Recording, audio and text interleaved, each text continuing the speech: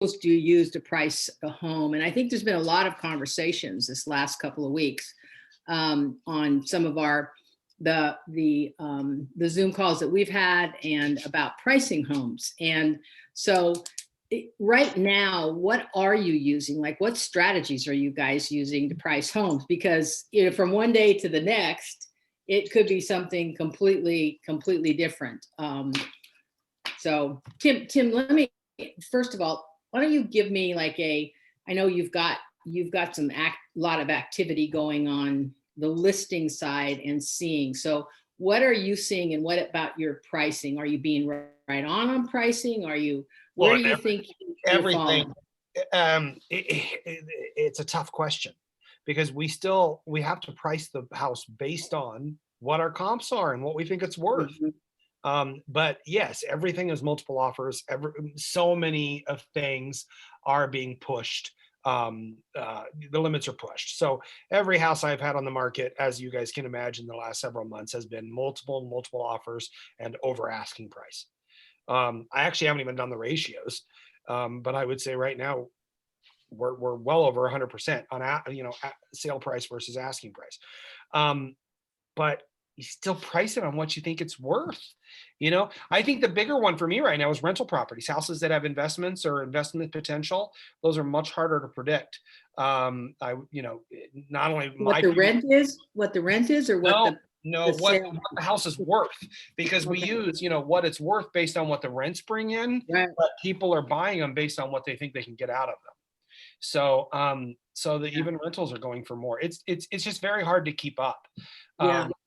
Luckily, we're not seeing like the offer I had yesterday and multiple offers on that property, and most of them were still making a contingent upon the appraisal. Okay, which they were. Yeah, most of them were, which I respect. I respect that we still want to go through the process of appraisals, but for the most part, I don't have a clear answer for you guys. This is why we're in the group together, so we can talk about it. And even cash offers contingent on appraisals? I am not seeing a flood of cash offers. Huh, okay, that's interesting. I would say of all the listings I've had lately, each one has had one cash offer. Wow, okay. But I'm going to tell you, I don't put a lot of weight on cash offers. I tell my sellers going into it, we're going to get cash offers. People treat cash as if it's king. Sometimes it is, sometimes it's not. But to this day, have had just as many sales fall apart while they were cash as if they were when they were financed. Yeah. Proof of funds and proof of financing. And I'll be honest, I think it's unfair. I think it's unfair that people that are trying to buy a home or trying to get a conventional or a FHA loan, I talk to my sellers about trying to help people out.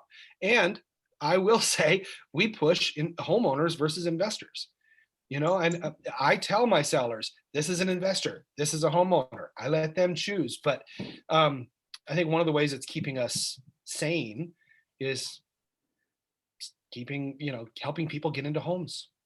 FHA and VA, can anybody speak to what you're getting in, this is from the listing side. Are you getting FHA and VAs, and are they even in the running?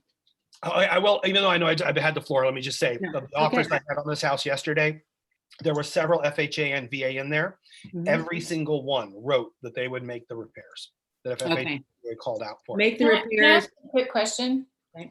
Tim, on the buy side, I had 4 listings that just sold, but they were new construction, so the price is what it is pretty much. So but I've had a lot of the buyers coming in and writing. Are you finding that the sellers are taking the ones that say that they're gonna, the buyers will cover the appraisal if it's off? Are they taking those over other ones, like hands down, or are you looking at other variables? Other variables. That is definitely a factor, and it's a factor we talk about. But other than one home that I sold, the values didn't get so crazy that I was really all that stressed out about the appraisal. Like the one yesterday, I'm not that worried about it appraising. It did sell for over asking price. I'm not that stressed out about it. What was the asking price? 215. 215. Okay. Yeah. So. Yeah. Okay, anybody else, Ben or I anybody? have, I mean, I've has- got some issues, Sweet. not issues, but just with FHA, like my investor that I work with that we flip houses together, we've got 2 that will be done here in the next 4 weeks. And I had to like learn through the process last year because we did 5 last year, 5 or 6. And you have to do, on one of the offers, we took an FHA offer and then it gets to the point and we had done the house quick, right? We had flipped the house quick. It only needed cosmetic stuff. And then you run into the, oh, it has to be, if it's over 100% of what you paid for it, 30 days ago or 60 days ago, you have to have it for, 90 days or 120 days or XXX. And then I had the worst appraisal. And we all know like FHA appraisals can be funky in themselves, but I actually had an FHA appraisal, and now my investors turned off to accepting FHA for anyone because of this FHA appraisal that appraised lower than what it was. And then we got a second appraisal that appraised higher, but we still had to take that first one because he was the first one to do it.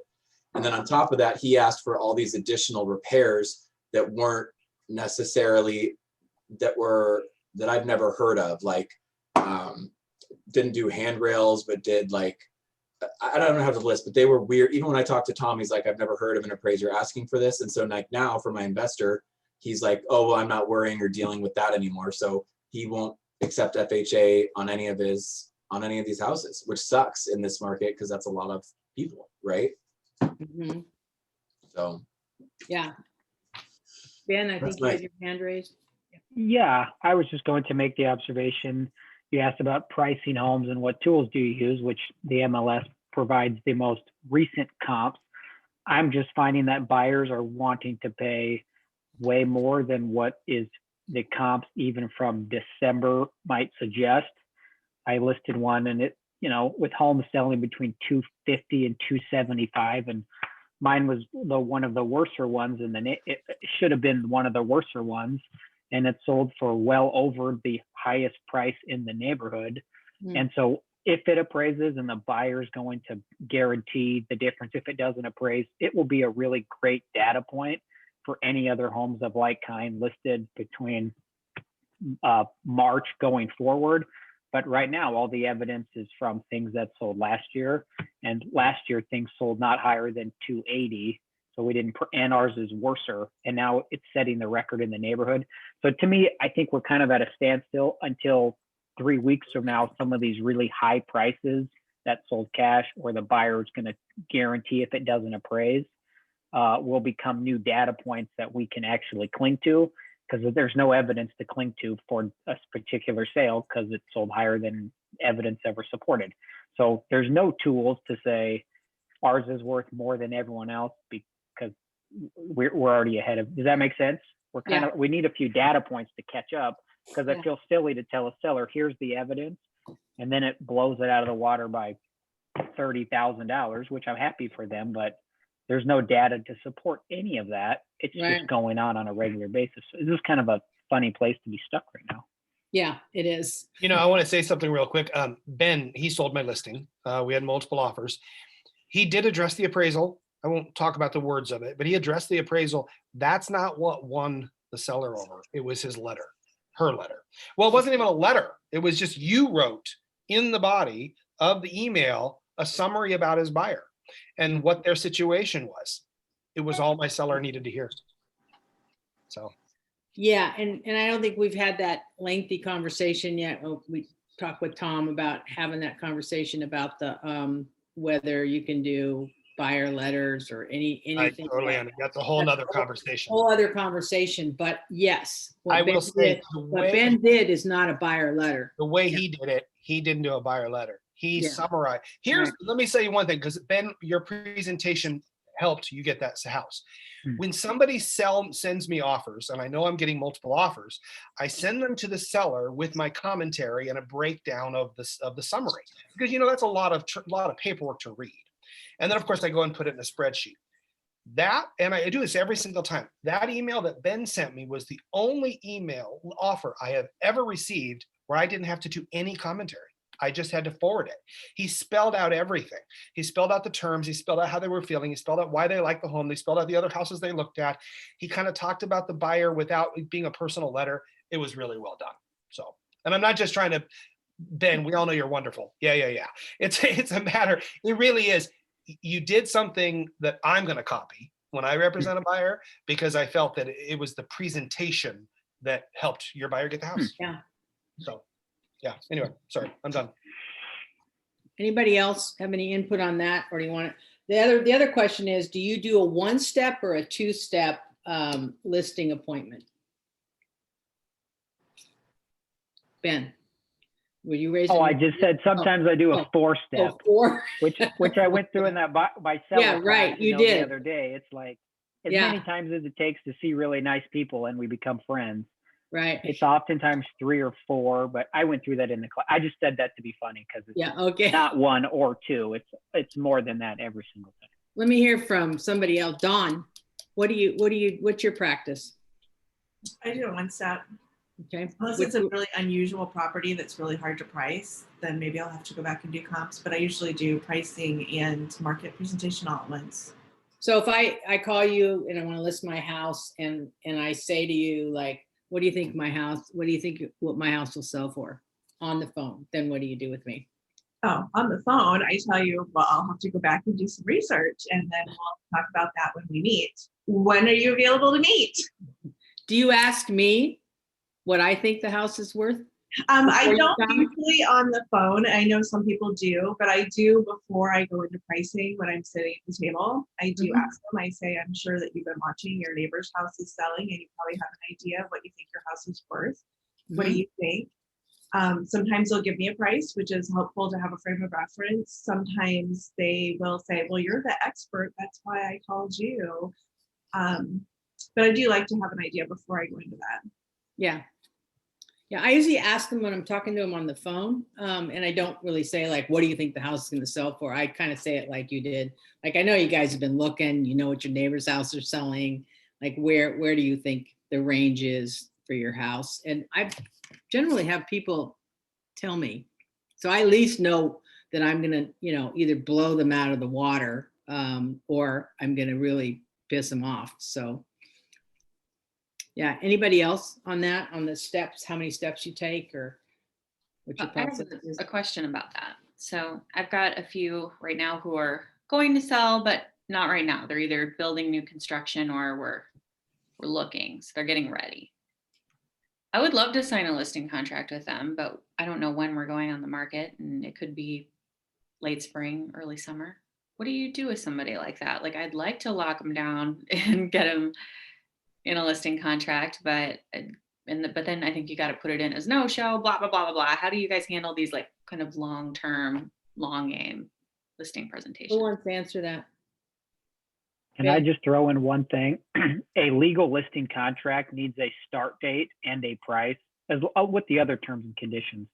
I have had listing agreements signed well over a year ago with no listing date and no listing price, which between all of us, we know is not a listing agreement, and they could call anyone tomorrow and list the house and I'd have no claim to it.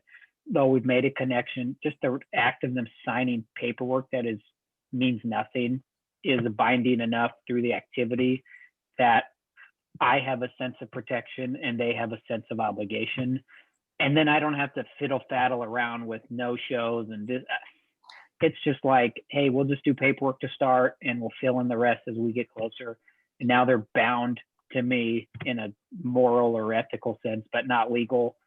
And that's good enough for me and how the people I work with, the way I'm doing business. So. Well, and you should have agency signed at your first contact anyway. So it kind of falls into place. And we do the same thing, Ben, that you do. But generally, if we know like it's gonna, so if the house is gonna be like, well, we're not gonna list until the end of May, we'll actually put a date.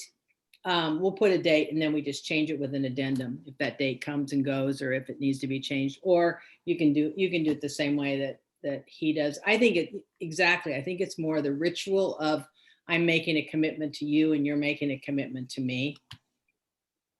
So I don't know if I'm worthy enough to make a comment on this because I haven't had that many listings, but I always I don't get too wrapped up in the signed documents. Like you're under contract with me, you're not going with any other agent kind of thing. If I build a good enough relationship with my client, I know they're going to go with me no matter what. And if I haven't done a good enough job and they go with someone else, then that's on me. I didn't build a close enough relationship with them and didn't earn their business. And it is what it is. It's a learning opportunity. So I just trust that I'm doing a good enough job to build that relationship to where I know they're going to go with me and trust me and like me. I don't know. That's just my thought. Anybody else? I don't want to work as hard as Emily Ware does. I will say it is tricky when you just meet because they want preliminary information and they say, Ben, that was great. And yeah, we're going to be ready to list with you, but come September, because of everything else going on in life, it feels funny, Allison, to say, well, great, let me get you under contract right now, just so I can hold this paperwork in my office binding you to me. So I'd rather them sign even in a non-official way, but sometimes I don't want to sign paperwork, even if it's not binding, for something I might and probably will do in 8 months from now. So I agree. Sometimes you just end up floating people along and staying in touch. And it's like, I don't know if there's any other way to do it and still work the way you want to work, which is to be kind and courteous and there when you need them and not be shoving the paperwork in their face. So, and I think that's why you work with good people, where you can float things along safely, you know? So I agree. Sometimes there's just a funny timing to it, and you just got to keep caring about them, and it's usually enough. I think with people like that when it's a longer, like I have people that are listing in May and they said that they would list with me, but I'm not having them, I met them, I think in November. And so I just do pop-bys and I give them items of value, and I treat them like I treat all of my past clients and work towards establishing that relationship. I'm still going to call them, and write them personal notes. And I think that helps kind of seal that. And then to the agency disclosure, I think when you have people sign something, even though it's not tying them to me, I think that it does help. Yeah. And if we go into like the legal side of it, and the kind of market that we're in right now, there's a lot of conversations about things that are coming up that you actually, like if you're representing a client, like legally representing them, or they're your pocket listing, do you really have the right to talk about their house on something that's coming up for somebody else if you don't have something signed? Or is that covered, Tim, with agency? You're muted. There you go. I have to admit, I'm dealing with a broker question, so I wasn't listening. Oh. So I'm texting somebody else. What was the question about agency? The question is more like from the legal side of, okay, I know I'm going to be listing your house in June. Mm-hmm. I have somebody that's coming into town in April or May, and they just described your house. Mm-hmm. Can I actually talk about your house? Like show them what it's going to be, like any of that without having something signed, or does agency cover that? You're not supposed to. Yeah, exactly. So, but if you had a listing agreement, already signed, would that give you the ability to be able to do that? A little bit more freedom. You can talk about it. You can talk about it. You can't write it. You can't publish it. But you can talk about it. You can verbalize it only. Yeah. I think if you probably got consent from your client, you know what I'm saying? Yeah. I think that and just out of an abundance of caution, you would probably get something in writing, you know what I mean? Even an email or something saying, do you mind if I mention, and I think that that consent would go a long way. You're right. Yeah. There's always ways right. like it. You're right. Okay, well, what time is it? 11:27. We better go in there. Yeah, we got to go. What are the subjects again? We'll do 15 minutes. How about we'll developing your online offline strategy. So I want you guys to talk about like three points of your online strategy that you use. And do you use any online strategy? Do you do here? This is coming. What do you do? Do you do the day that you put something on the market? Do you do it on Instagram? what actually are you doing for an online strategy? Are you doing open houses? What's your strategy, and how do you use that and develop it within your online strategies? And if you do open houses, do you do those yourself? Like, just talk about like what you guys are doing to, I mean, yes, pretty much every house that you put on the market right now is going to sell. Like that's pretty much a no-brainer if it's priced anywhere within the range, even if it's not. But what are you actually doing to show your value proposition in an online format? So does that sound like something that you guys can talk about in groups? Okay. And Misty, for you, who is the lender, what are you doing to support that? What do you do to support that with agents? And maybe you guys, whoever's in Misty's group, can talk about what they like to have their lender do in supporting. So Sounds good. Okay, so in an essence of time, I'm going to break you guys up. Why don't we do, because we ran a little over, I'll call you guys back at about 11:45. 15 minutes, yeah. Minutes, okay, there y'all go.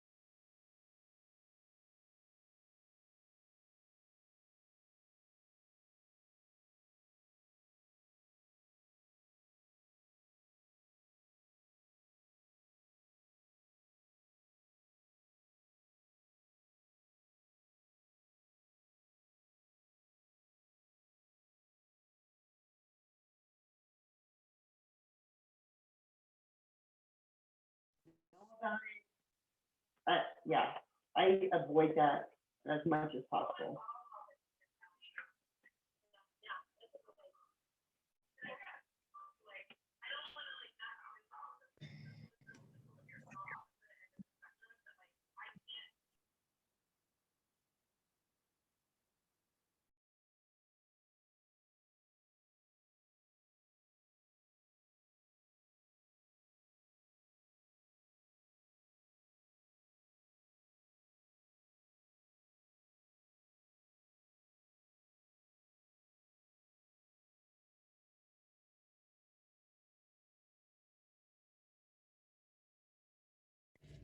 Oh, shit. Hey, guys. It's just the three of us totally. A visitor I'm came mute. in. There we are. Hey, Tom, put your hand up for a high five. Oh, yeah, right. Okay. High five is here. Okay, so we're all back, everybody. Thank you. So we're a little short on time since we got behind. So Carol, this is. Yep, we're coming back for what we talked about in the breakout rooms is what you're doing for your online offline presence, and how you're operating from I want to sell my house to it's sold, and in the online format. So Tim's gonna call out each person who's the leader in each one of the breakout rooms, and let's get some feedback. Well, and I'll say the names of the people. I don't know who the leader is. So you guys just speak up and tell us who the leader is. Room 2 was Amy Ketchum, Allison Roach, and Ben Smale. Would one of you wonderful people speak up? Yes, I think the most unique contribution we would have to this for online strategy is talking about when we're presenting listings. For example, when I have listings, I make a video for almost all of them. And the reason is not to sell that particular house. It is so that I have something to show my future sellers. This is what I'm going to do to sell your house. So I'm building a resume that they can go back and look to. I don't need a video to sell a $150,000 house, but I may need it to get the next listing locked in. That's Fantastic. how I'm approaching that. We all watched the objection handling video, so we spent the rest of the time talking about the content of that video. Okay. And what did you get from that? What highlights were there from the objection handling one? Anyone that you guys really like that you use or going to use? We loved the one about when someone has a perhaps inflated idea of what they want to sell their house for, asking the question, okay, cool. If you were the seller's agent, and you were looking at the same comps that we all are, how would you justify this price in the context of this evidence? Perfect. Ben probably has a more tactful way of saying that. Oh, we just said Brian's questions were completely spot on. I really love his video, but he said, if you're the listing agent on this home, how would you present your price versus what the market analysis says? I just think that is the friendliest way to say, prove it, which they obviously can't do to your face with the evidence that you just supplied them. But his questions were just so kind and effective, and I just like this video by far, just to write down those, questions to these common objections. Yeah, it'd be great if we could pull that video out and upload it, Tim, to, it might be available separately to upload to the our video library. Some of these separate videos, if we can upload them into our YouTube library, that'd be great. Okay, we'll look to Did see. everybody watch objection handling this week? Yeah, No. I did. Yes. I feel like we Wondering jumped ahead. I was, yeah. I watched objections. Oh, for God's sakes. You're right. It is objection only. You know what? Oh my God. We were confused. Yeah, guess what? Look at the book that I have in front of me. Oh, well. It's still good conversation. I was thinking about that, like, that doesn't sound like what it was about, but yeah, okay.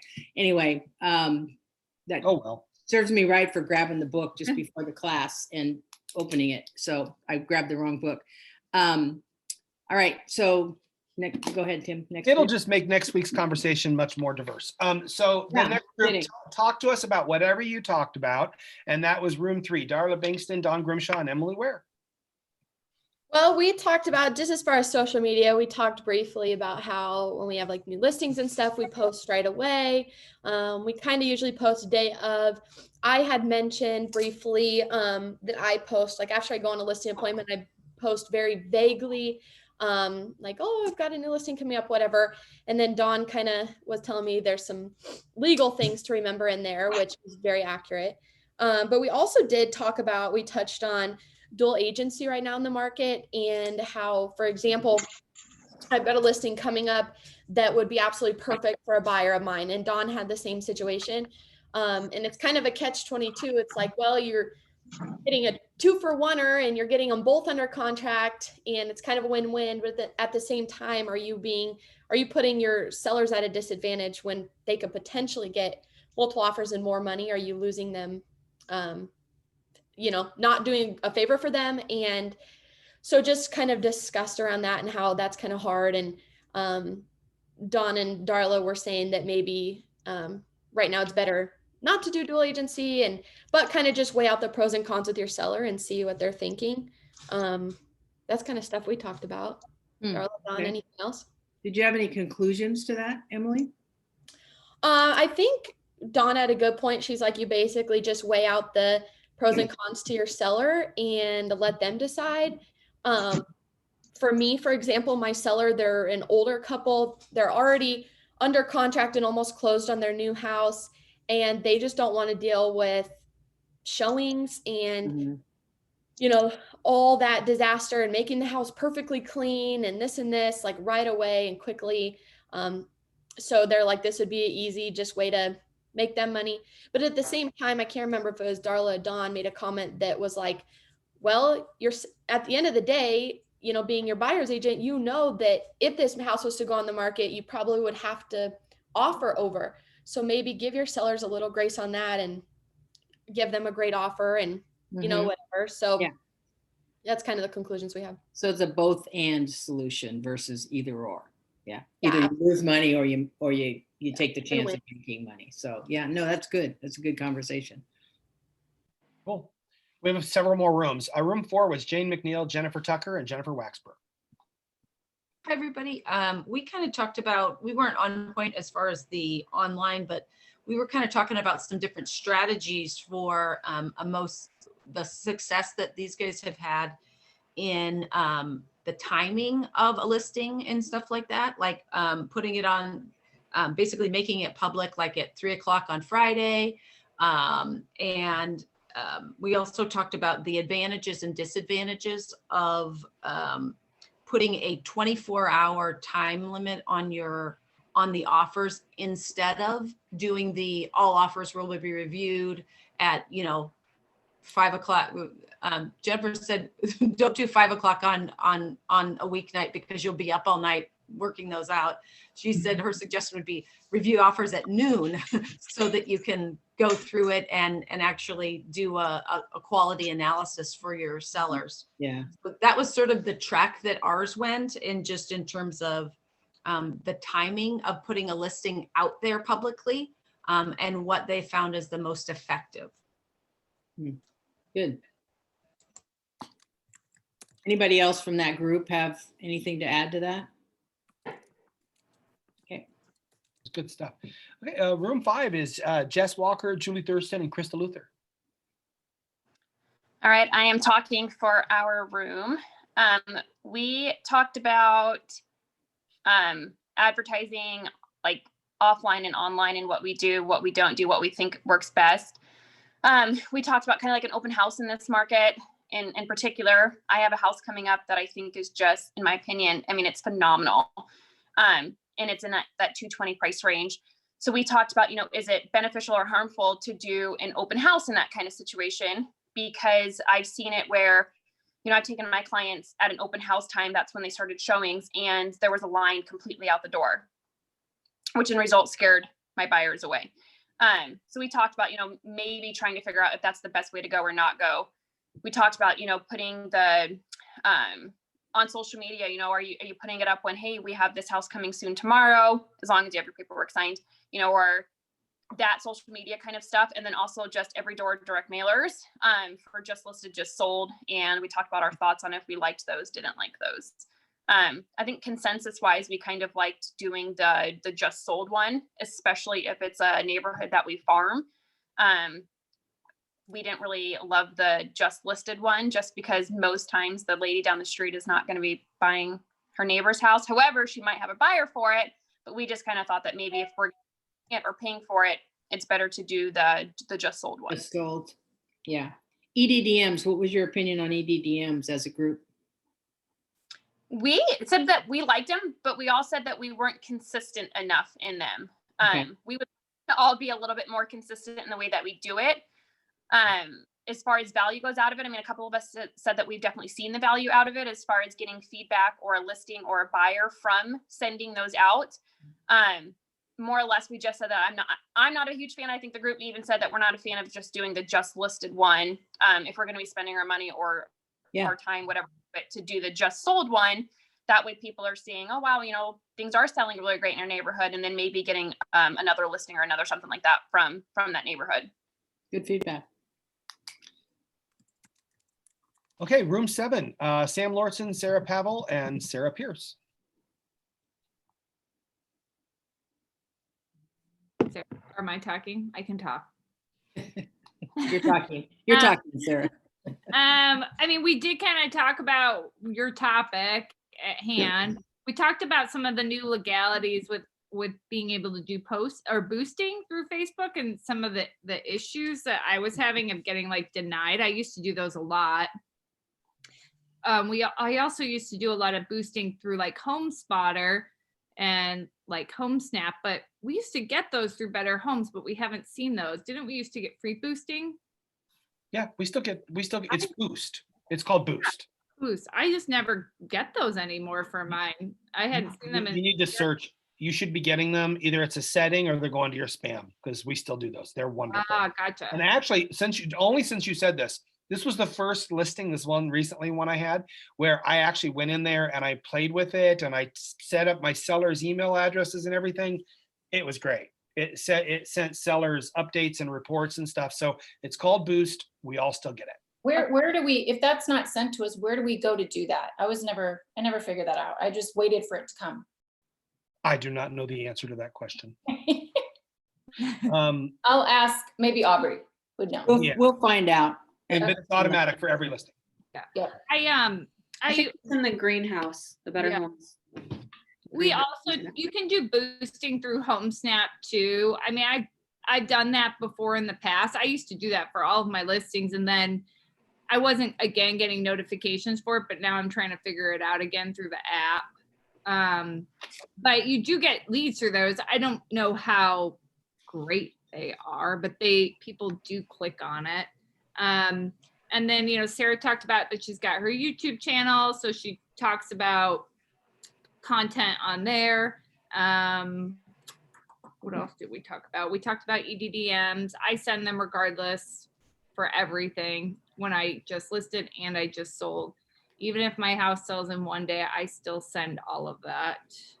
And Sarah is pretty good about, she does a just listed, just sold cards too. And then creating if you want a subdivision that you like selling and creating a Facebook page, and maybe on that just listed, just sold, you can add, you know, if you want more information about the neighborhood, that specific, they can come join your Facebook page. Anything I'm missing, guys? Sam, Sarah, are you there? No, I think that was great. We just really talked about how we can get those listings out, and obviously now that's not as much of a concern, you know, with everything selling so quickly, but there's definitely some unique properties that you do have to do a little bit more. And I think Sarah talked a little bit about doing, you know, videos for certain listings, and then just trying to do, well, I know both myself and Sarah Pierce do a little bit more of the informational like videos on either Facebook Live or Instagram, and that kind of gets more interaction. Mm-hmm. And then we also talked about following other agents is nice because you do get leverage on what's coming up on the market, or sometimes you're seeing stuff when you're mobile. But also when you have a listing, still making sure you take the time to see who's recently sold or is selling heavily in that area, and calling those agents personally, you know, to let them know about your new listing, and, you know, network agent to agent. Are you guys getting any responses whatsoever, or is it of help for you to put out in search of, or I need this? I see these ones coming through from some of the other companies where they have like a list of like 10 things. And my first thought is like, yeah, we're all looking for those 10 houses, but I'm wondering if those communications are giving you any successes back. Carol, I did send out I have a buyer letter to a neighborhood because I had 2 buyers looking for a specific neighborhood 2 weeks ago. And last Wednesday morning, I got a call from a seller who didn't have an agent, and she engaged me on it. Now, I learned a lot in that conversation, and my accountability group heard about that and supported me through it. But I will tell you that it was really surprising to get it. And she's looking to sell and is just needing some more information, and she didn't want to have to deal with traffic in her house. So that was really powerful. And I'm sending off another set of them. I'm going to send them off once a week because I've got a ton of buyers. I've got 5 buyers sitting on listings right now. I've got to get them a house, even though we've talked different options. Right. And so just pulling all the strings that I can to try to pull those listings. But I will tell you that letter is powerful. And I'm looking forward to unpacking that with you directly in our coaching. But that Joe Niego, I've got a buyer letter. I think it works. One thing I've done with send that too. Did you send it to a huge area, or did you narrow it down within an area? Like how many? 1,000?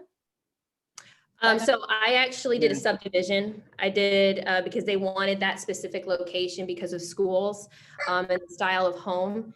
And so I sent it to that subdivision. I will also tell you that there's something to be said on that home snap with that most likely to list algorithm that they're pulling. And Sam can speak to this, that list is legit.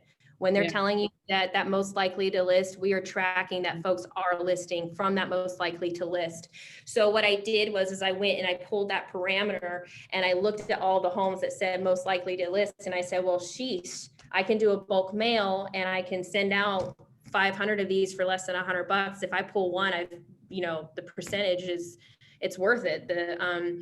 And so it was successful. You guys, I really do encourage you to track that homestead or home snap most likely to list. That's a powerful tool that we are looking into because those people are responding. I just sent out, like I said, I'm sending out my next batch this week. I'll let you know how it goes. Hopefully I'll get a response next week. So in March, Buffini's doing what's called a masterclass, and Joe Nago is one of the presenters in that masterclass on listings. And I had the pleasure of reviewing his dress rehearsal to make some changes. And one of the things that I suggested that he change was that he update, not really change a lot, but update that I have a buyer letter. Because there's some wording in it that's stale, but he's going to be doing that, from what I understand, is updating that letter. So that masterclass is going to be on March 11th. It's an all day, and he's one of the presenters, and there's 4 or 5 dynamic presenters that'll be doing it. So you can watch for information on that if you're a Buffini member. And so that's going to be something that, Jennifer, you're right. It can be powerful, but you can't overdo it. You need to be very, very specific with what you're looking for, in doing it, because otherwise sellers start getting them and they throw them in the trash. And they need to be handwritten. And so I will tell you, the handwritten component, I think, is going to be going to be a game changer. And the very first question she asked me was, do you have a buyer? I think if you're going to do it, you better have a buyer. You should have a buyer. Yes. Yeah. Now her price point might be a little higher than my buyers are wanting to go. And so I'm in deep conversation. I went over to her house yesterday and then trying to get my buyers into the house tomorrow. But she was very specific. Like when I saw her yesterday, she was very specific on, do you actually have a buyer? Are they pre-approved? Do they have a house to sell? Like these were the questions she was asking me. She was vetting my buyers because she's wanting to sell, but she's in no rush. Is what she communicated to me. So I do agree with that 100%. And sellers they're clever. And they understand that right now is a strong seller's market. And right now we have to prove to them that we are amazing at what we do and they need us because a lot of them are feeling like they don't need us.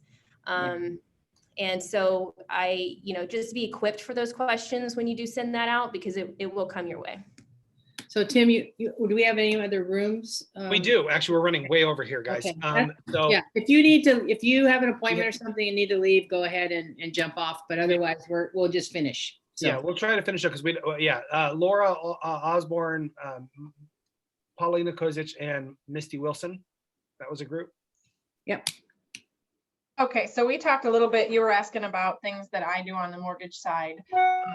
I am very good about when I meet with customers, when I do pre-approvals and things like that, I always try to get their okay to add them to my Facebook, mainly because I'm friends with most of you on Facebook. And so I like to share your listings. I have several buyers that, hey, I know you're looking for this, so I can send them your listings. I really enjoy the amount of things you put on your Facebook. So I think it makes my job a little bit easier. It gives me something to share.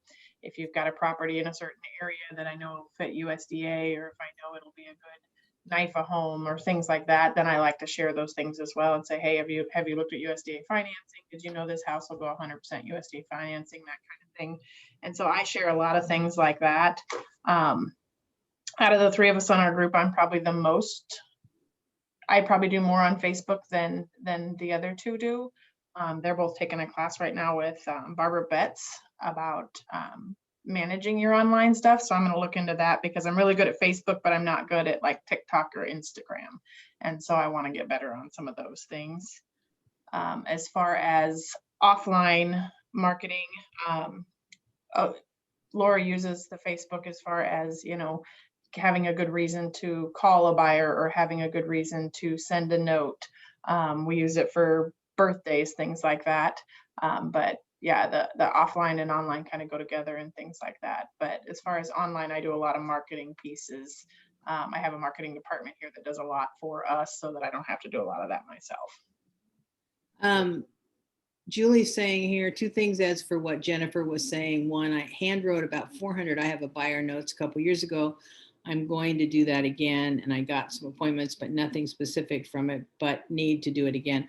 Also, as for in search of emails, I'm going through my database and I'm reaching out with proactive CMAs to those that might fit those needs. Really good idea. Good tip, Julie. Yeah, it's very nice. Good job. Well, we had one more person, Serena McNeil and Steve Solovek were together, but Steve already had to leave. Serena, do you have anything to share? Honestly, we didn't really have anything new that hasn't already been discussed. And the only thing that we both agreed on is that we really do minimal advertising right now for any listings. And that we're not big fans of open houses, but we do. One of the things that I do for my clients typically is try to pre-advertise. Like, I know you can't do like unless it's listed as coming soon, but to just kind of word of mouth at times. And then I always do an e-blast, except I haven't figured out MailChimp with Better Homes for sure. I am still struggling there, but I usually do an e-blast to all the agents the day of. Put the sign in the yard the day before. One of the things I've done on my last 3 listings is kind of time block showings for my clients. And as far as times that they have to vacate the house and try to get all showings scheduled during those times to minimize their inconvenience, since there's 100 million people coming through them. So that's really about it. Steve does some videos for like pre-videos on his flips. He does like before the flip videos and tries to get engagement on social media as far as ideas that people would like to see them do to update the house, and then kind of follows that along the way. That's really about it. I have done a lot of the just sold. I have followed the most likely to list. That's not advertising for my listings, but it's marketing for me. And those both I have not necessarily gotten listings off of them, but have connected with clients that I'm establishing relationships with. I have received responses. So I agree with those, that they do get some kind of return on the minimal investment those are. But that's about all we talked about. Okay. So next week is module 6. I actually have the real book now. next week is module 6, and that's on world-class customer service. So when we get in our breakout rooms, we're going to talk about what you learned from world-class customer service, and the pre-conversation is going to be a review on objection handling, which was I really want you guys to go deeper into that, because there was, as Ben said, some just incredible words that can be used. So maybe between now and next week, you can try and maybe use some of the objection handling dialogues that and see how they work for you, and just see how different the conversations can go with having those dialogues before you even get into them. So thanks for bringing that up, Ben. So anything else before we wrap it up here? Great job, you guys. You're doing wonderfully, and keep on going. Anything in between, send us email, or just post it up on our Facebook page. Rhonda will keep throwing information up there, and you'll be able to watch the new module 6, world-class customer service, this week. So, okay, everybody have a great week. Thanks, everybody. See you later. Happy cold time.